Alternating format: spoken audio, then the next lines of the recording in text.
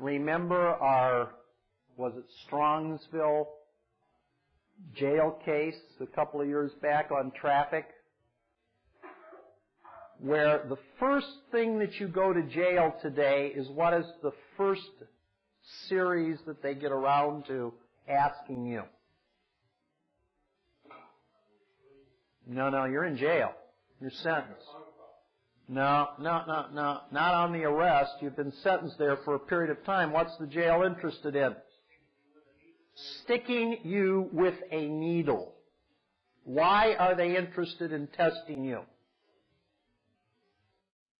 Because they've got 1 million people in close quarantine there, and if anybody brings a bug in, the jail is a death house. So the first question of interest is TB. Twin buildings, yeah, TB. And the first issue is you're going to get the TB time test. They're going to stick you with needles. Now, if you are an auxiliary health type oriented mental person, the last thing that you want stuck with is what George Gordon calls monkey pus and everything else.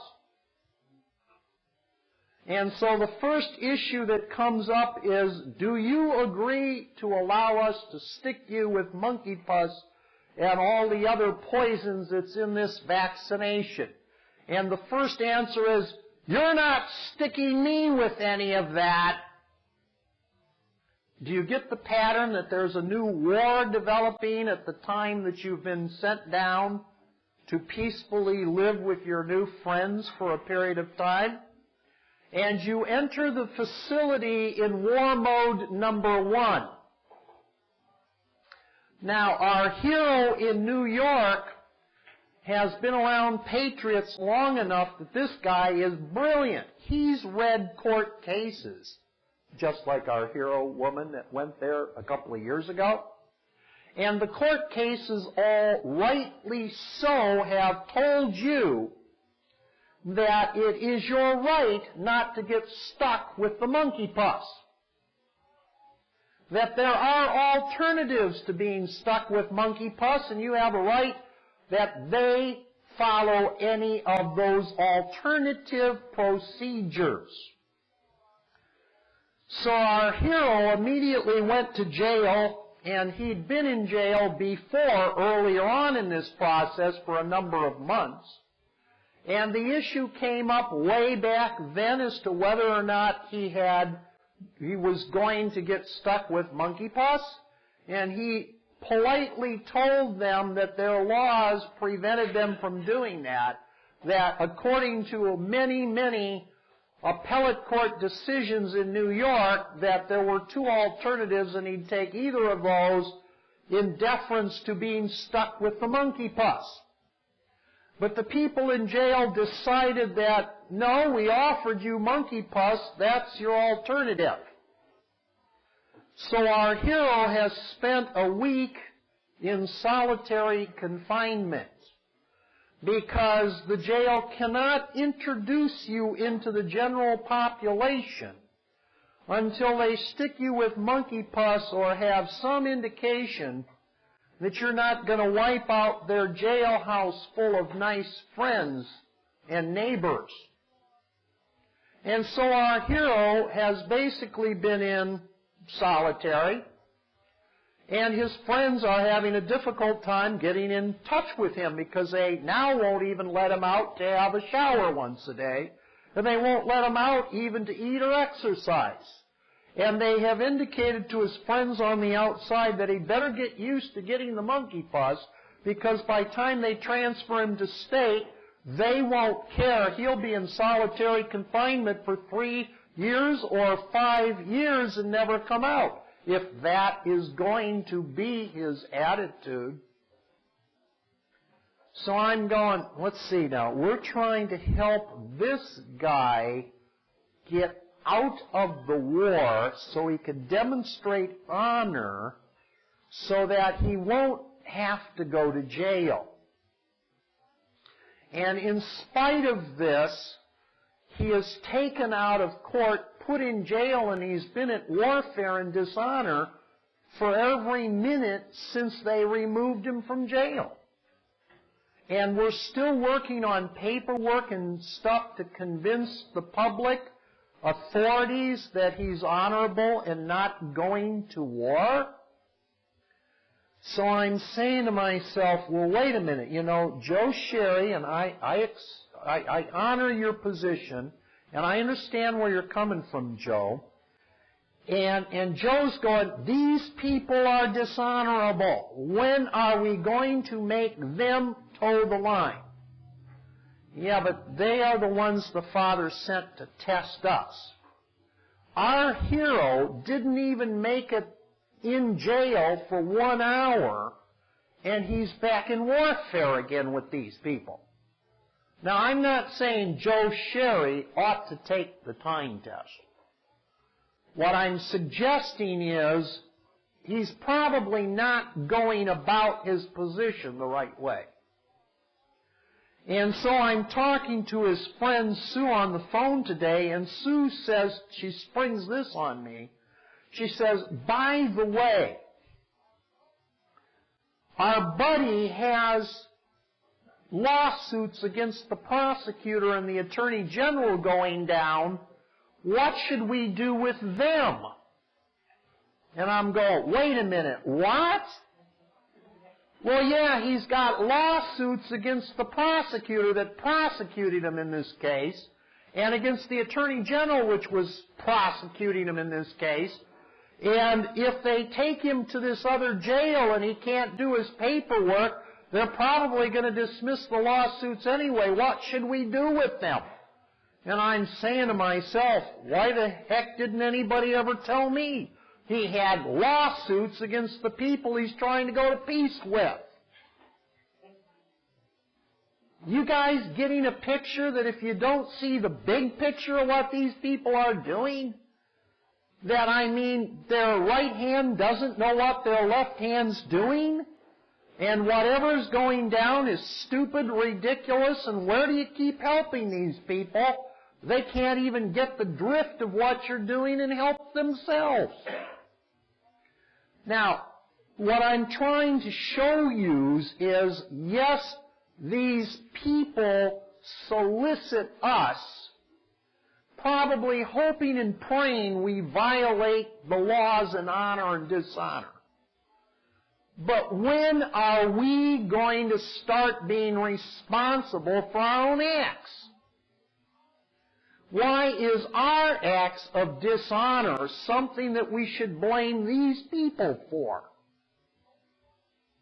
In the Old Testament, the Father kept saying time and time again, I'm going to send your enemies to help you get straight under the law. When the enemies attack, we're more interested in defeating the enemies than answering the question, why did my Father send my enemies to attack me? What is there about my relationship with the Father He wants me to take care of and resolve so that my Father will send my enemies home without me having to go to war against them? You're not going to defeat your enemies by beating them in battle. You're going to defeat your enemies by getting in harmony with your Father. And you'd be surprised what the Father's going to send after them to convince them to go home. It's not going to have to be your expertise at fighting. So we had some people out in California, and they called me earlier this week, and they said, you know, we've done everything in the procedure that you've been talking about. You and Victoria. Victoria was helping us before she went to jail. You've been helping us when Victoria went to jail. We've done everything. We've stayed in honor. We've asked for settlement and closure. We have even indicated to the other side that we would like them to release the assets they seized because we can go back into business in a lawful and honorable manner. And there is something we're not doing right. because we put in a petition a couple of weeks ago that requested that the judge end the receivership. The judge appointed a receiver to take all the assets of these people's business because the Federal Trade Commission and the IRS said these people were evil, wicked, and awful, and they were destroying people and violating the laws of the United States. So we learned what we were doing dishonorable, and we apologized, we admitted it, we asked for forgiveness, we said we'd do restitution, we've bonded the case privately, we've asked for settlement and closure with the government lawyers involving the FTC. We've told the FTC if they write up a permanent injunction for the acts complained of, we would accept that and go along with it and run this business without violating that. And when the FTC didn't settle with us and they didn't answer us and we did certificates of protest against them, we came back with our petition we put in the court a couple of weeks ago, and we must have had 3, 4, 8, 10 certificates of protest showing that the United States dishonored us. And this is the same judge in this federal court where the United States woman assistant prosecutor had said, these people are trying to get settlement, Your Honor. And the judge said, if they want to settle this matter with the FTC, they're perfectly within their rights to go out and do that. So this was a judge which was not angry at these people. And so they put that petition into the judge to end it based on the dishonor of the United States. And the time went on and on and on past the 10 days, and the judge did nothing. And finally the judge came out and said, it appears as though there is no way that these people can operate this business lawfully. Therefore, I'm going to allow the receivers to sell the assets. Let me ask you a question. Is this a decision in law or equity? Equity. Why were we so unanimous and quick to jump on equity? What was your first clue?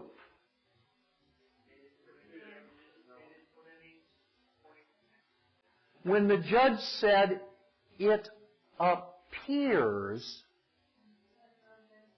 there's an assumption.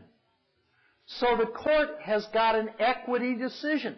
Let's just sell the assets. Nobody can lose if we sell the assets. The money from the assets are still there. They can still go either way. This is just a case in equity. It appears as though these guys cannot operate this business lawfully.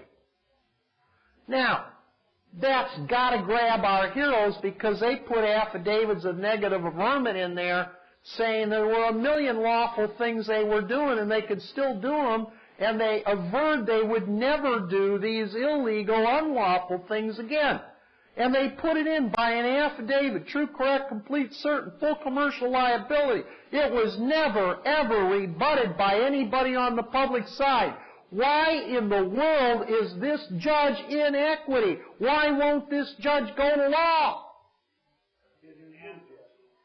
Because they didn't ask him to? Well, yes, in the petition they basically asked him to. And they put a bond in to bond him.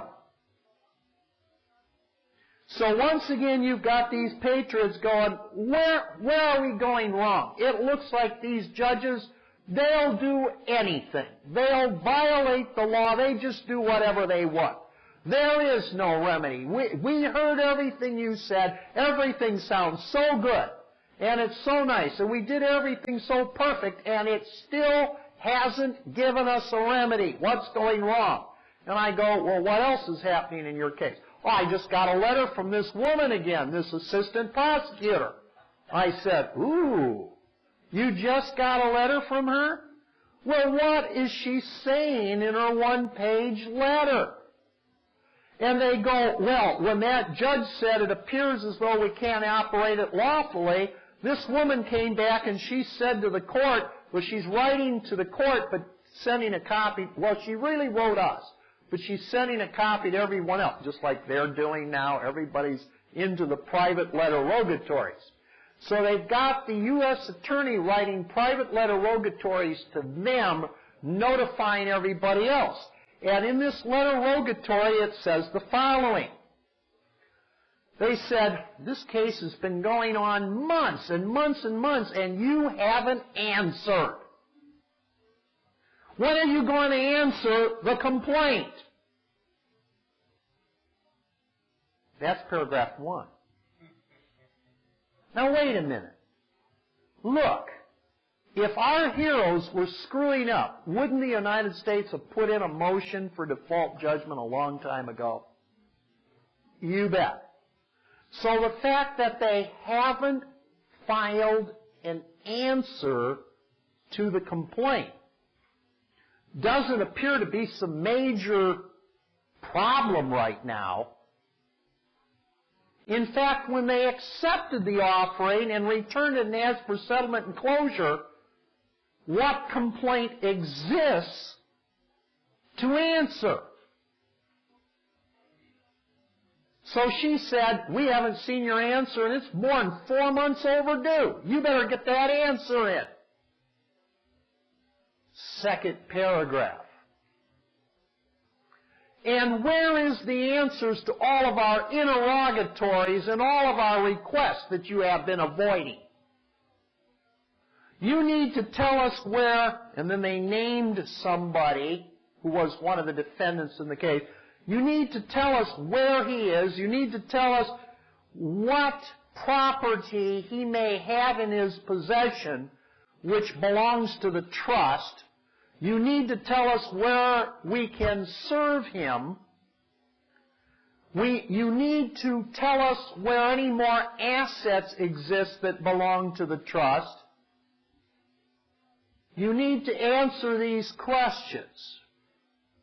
Then it went to the last paragraph, and it says you need to respond to this within 10 days by, like, June 20th, or we're going back to the court and seek sanctions and trial against you. Very kindly yours, with best regards, your friend, the Assistant United States Prosecutor. Now, what basically happened is the following. This so-called business was a trust. To begin with, the trust was never registered and filed. Just like Patriot trusts hardly ever were for a time. And so consequently, when they went after this entity, for a while it could have been an AKA, but that the trust was mentioned and the trustee was mentioned, and guess who the trustee is? The guy that they're looking for. He's never made an appearance in this case.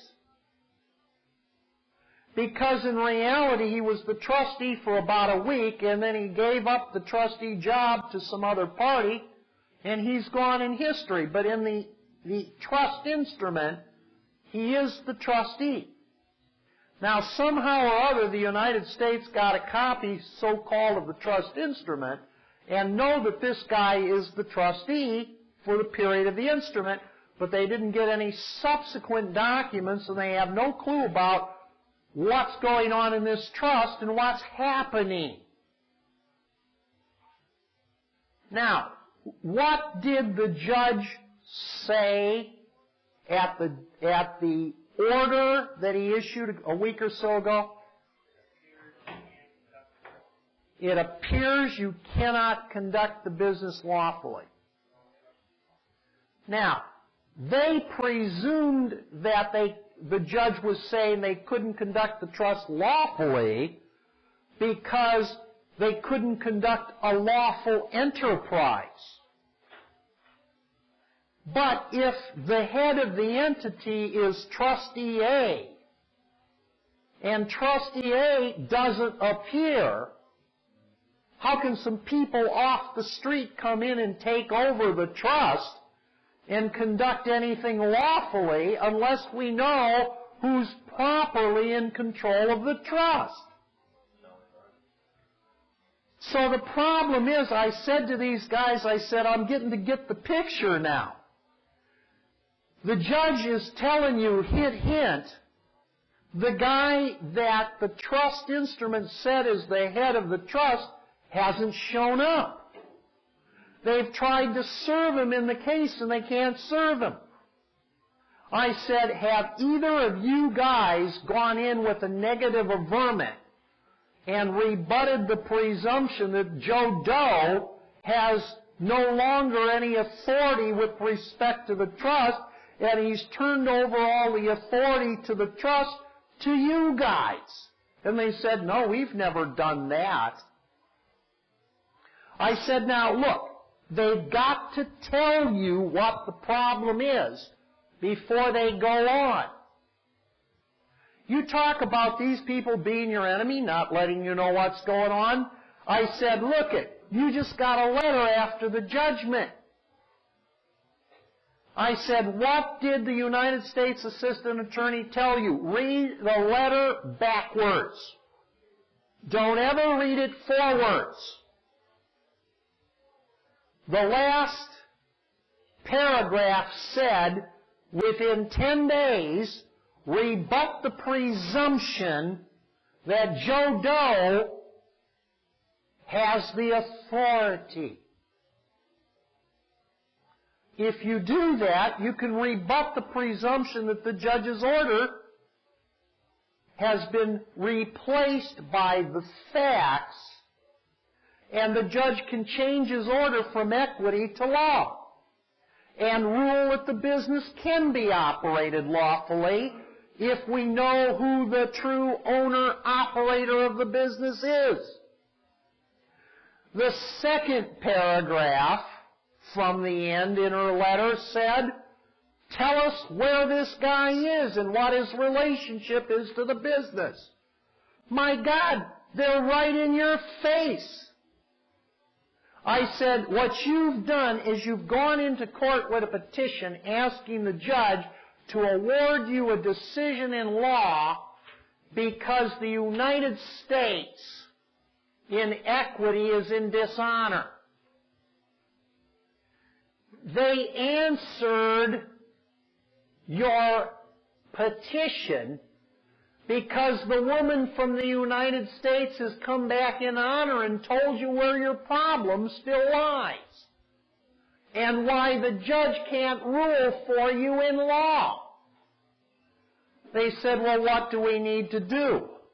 I said, what you need to do is you need to get in touch with that old trustee and have him come in his affidavit and state that he has not been in control since the second week of the trust and that he turned it over to you. And if you can't find him, you've got to use the next best evidence, and you've got to put in affidavits of negative averment or do something to rebut the presumption. He said, what are we going to do with our previous petition and all the dishonors we've noted to the court? I said, you come back to the court and you dismiss your dishonors. Because the action of the Assistant United States Attorney in her letter rogatory explaining to you what your problem was has cured the dishonors. And even as you have forgiven them because they came back and treated you in honor, you now restore your petition for an order of the judge again once you've rebutted the presumption that you can carry on a lawful business because you have proved to them that the controllers and the owners have appeared to take charge. The United States that's in a receivership of this business would be in serious trouble if it turned over the business to a bunch of imposters that never proved standing in capacity to control the business. What would happen if this guy shows up a week from now, a month from now, and a year from now, and goes to the United States District Court and said, why did you turn the business over to a bunch of imposters with no proof of claim? My friends in California go, oh my God, we were just about ready to sue these people for violating our rights. What part of looking in the mirror and trying to figure out what they're trying to tell you don't you understand so you can go to peace with these people and get what it is that you are seeking? If you want to operate in law, you must bring the law claim forward. You want this judge to rule in law and give you back the business? Bring a claim to the judge to show the judge you have control and ownership of this business so he can give it to you. These people are not stupid. There are times that most patriots are trying to act intelligent, and they end up becoming so stupid, it's amazing that the agents of God haven't just killed us. It's amazing that God Himself hasn't come and killed us. He did that once or twice in the past. Don't put Him past it to do it again. We have to start looking in the mirror, correcting our own problems instead of blaming these people. I would like to see the face of the U.S. prosecutor and the judge when these guys go back, rebut the presumption, and forgive the dishonors on the public side. If you forgive your brother, should he not forgive you? If you did make a mistake, might it not be in the judge's heart to change his ruling from equity to law under the appropriate circumstances? If you just give them the information they need? Didn't Lee tell you before that when you're given a new offer, it is imperative that you come back and testify to new facts? It is not imperative that they testify properly to presumptions. All of their activities are nothing. It means nothing other than to tell you what you need to do in order to produce your claim in law to get your remedy from them in law if that's what you are looking for. When the patriots want a law court, it is within your power to achieve that if you give the judge, the prosecutor, and the attorney the pleadings, the facts, and the attitudes whereby they can deliver to you what you request. Otherwise, you are just demonstrating your senility, your insanity, your dishonor, and your incapacity to deserve what it is you're asking for. You have a comment? And probably the best piece of evidence that they could enter into the court down there to rebut the presumption is a copy of the minutes of the trust where they transferred the trusteeship. Right. Even the certified copies of the minutes of the trust would at least be a starting piece of evidence that would go into that court to rebut that presumption. There are so many things one can do if you will open your eyes and ears and not assume and presume that these people that you think are your enemies are out to destroy you. They will help you in code if you can understand the code that they are using. Okay, we're way past time tonight, but hopefully these little lessons are something that will all help us out in what we're doing. If God's willing, we'll be back again next Monday.